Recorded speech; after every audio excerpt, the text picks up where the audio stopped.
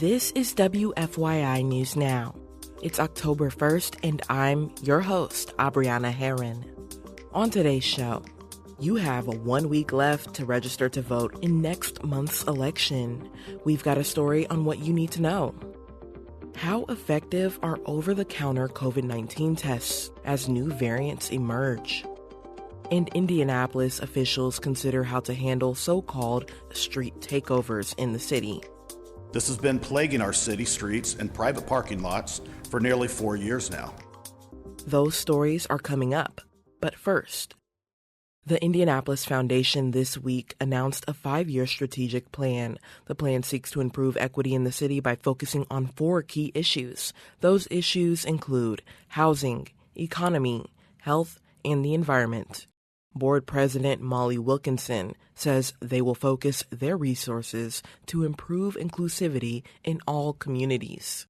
To ensure that Indianapolis is a place where everyone, no matter their place, race, or identity, can live and thrive. The Indianapolis Foundation uses grant funding to support local nonprofits that work to improve neighborhoods. It also works to help develop community leaders and engage in public policy. The new plan prioritizes racial equity by focusing on historically marginalized communities. The Indianapolis Foundation also said it aims to more than double grant amounts for local nonprofits. And full disclosure, WFYI has received funding from the Indianapolis Foundation in the past. People in Indiana who want to vote in this fall's election have 1 week left to register or update their registration. Indiana Public Broadcasting's Brandon Smith reports on what Hoosiers need to know ahead of the voter registration deadline, which is the end of the day on October 7th. The easiest way to register or ensure your registration is still active is online at indianavoters.com. There you can also request an absentee ballot, find your polling place, and see who's on your ballot. You can also register by mail or in person at your local election administrator's office. If you need to register or update your registration, you have to provide some proof of residence. The quickest way to do that is by submitting your driver's license or state ID number or the last 4 digits of your Social Security number. You can also provide proof of residence via a current utility bill, bank statement, government check, paycheck, or government document that shows your name and address. For Indiana Public Broadcasting, I'm Brandon Smith at the State House. Are over-the-counter COVID-19 tests still effective as the virus mutates and new variants emerge? One of our listeners inspired this question.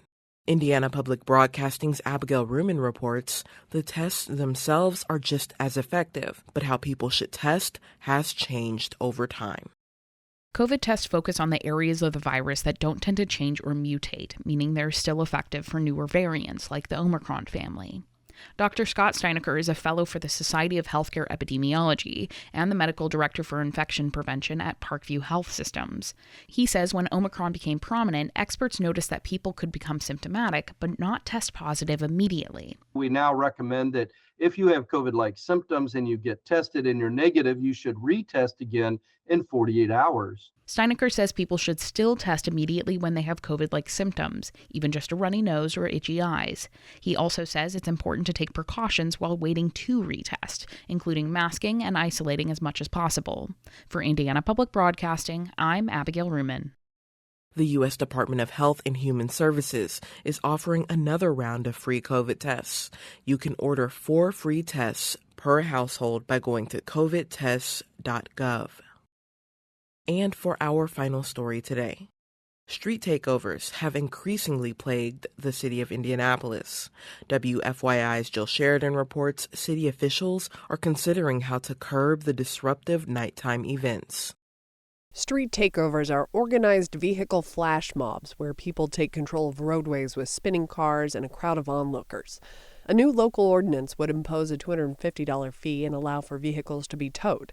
IMPD Deputy Chief Richard Riddle says street takeovers started ramping up following the pandemic. This has been plaguing our city streets and private parking lots for nearly 4 years now. Riddle says the move aims to gain some control over the actions, which have led to violence, including shots fired, people struck, and police cars damaged.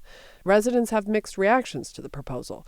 Cecilia Gomez calls the measure government overreach. This proposal is fertile ground for racial profiling and collective punishment.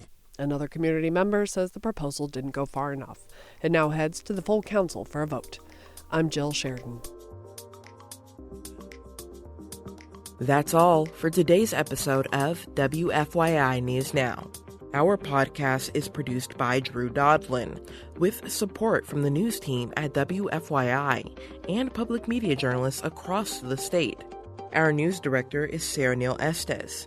Kendall Antron produced our music, and I'm your host, Abriana Herron. If you liked today's episode, remember to subscribe and share, and follow WFYI on Instagram, Facebook, and YouTube to check in on our newsroom throughout the day. Thanks for listening. We'll be back tomorrow.